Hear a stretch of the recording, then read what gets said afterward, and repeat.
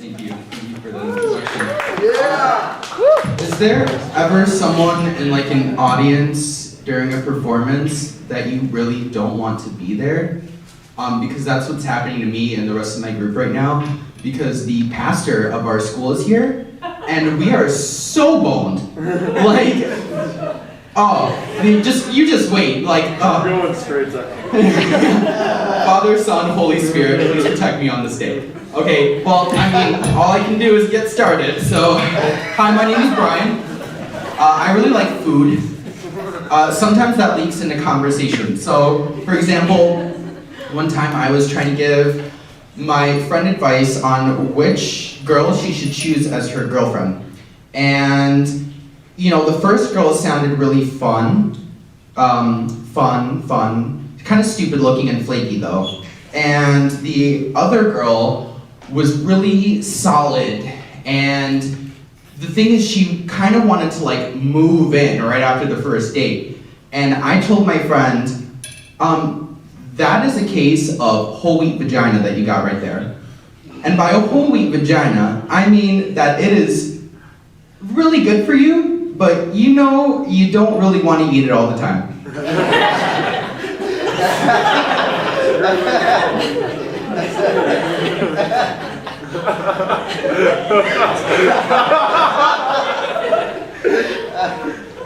The other one is more like a croissant. Like I said, fun, flaky, and kind of stupid looking. God,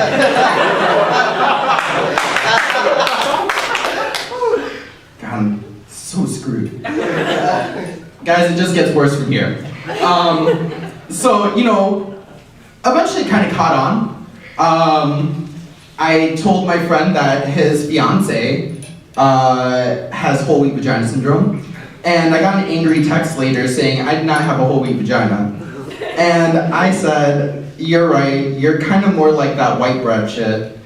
And, you know, like really plain and boring. And I said, listen girl, don't think that you're special like some ciabatta bread just because you're Italian.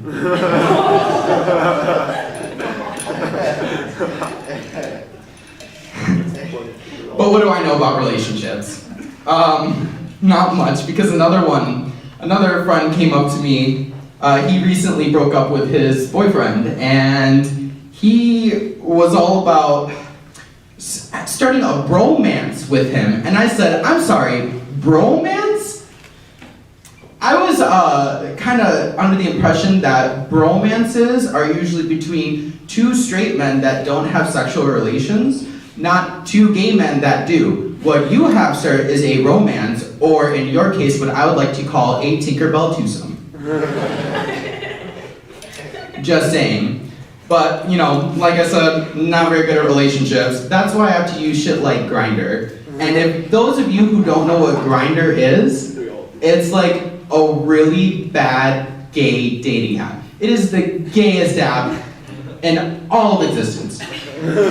It's really bad. Like, so, one guy on there tried so hard to convince me that he was straight. I said, okay, that's cool, and he just kept going, because I don't think he was trying to convince me anymore. I think he was trying to convince someone else, that being himself.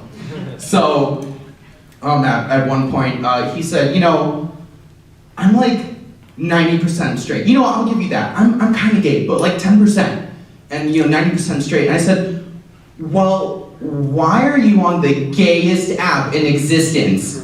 And he said, well, I'm 10% gay. And I said, what does that mean? That you're like gay for 10% of each day? So like from noon to about 2:30, it's like, oh, it's time for my daily fix, you know? The hell? And no. What he ended up saying was, you know, yeah, I'm like 10% gay because, you know, me and my friend, my guy friend in the past, you know, we used to like suck each other off. And I was like, 10%? Yeah, 10%. I'm like, okay, so that's true. So then for 10% of each and every day, you're pretty damn gay. like, he said, and his argument for it was that I just really like the energy, you know, the energy of it. It's like, what the hell does that mean? When I need energy in like some random time of the day, I drink a cup of coffee, but I guess this guy just goes, never mind. You know, but you know, it's the energy, right? That's what it's all about. You know, people are just getting weirder, and like the world is just becoming a much harder place to find people. Like as it becomes more accepting, it's actually harder to find a date. Because then you have like these people that are like pansexuals, like sexually fluid, and then you got this asshole who gains energy through blowjob synthesis.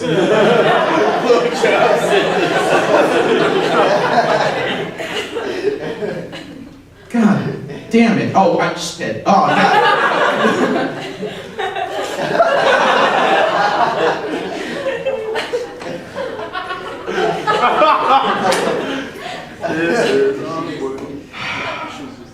Jesus. Well, so, needless to say, I hate a lot of things. Ariana Grande, I have one question for her, and it's basically, what is it that you're trying to accomplish with your voice? Like, has anyone noticed that? It's like, she's trying to do something, but I just can't figure out what. Okay, well, whatever, that's just my rant. Like, I mean, there's also Iggy Azalea. I don't hate her, though. I think she's a very talented woman. She is the one woman who can activate two of my senses at once with her voice. And by that, I mean, when I hear the lyrics to her songs like, who dat, I, you know, I'm like, there's only one way I can describe that, and that is stanky voice. And every time I hear those lyrics, it's as if Iggy Azalea sits me down and farts right into my mouth.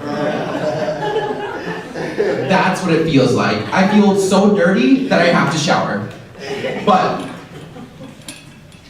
finally, like I said, I hate a lot of things. I hate hippies and hipsters the most.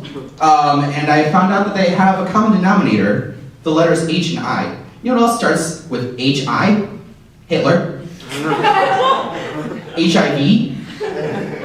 And the word hi, which means when I hear it, I have to respond and acknowledge people's existence. So that sucks the most. Thank you, you've all been a very great audience.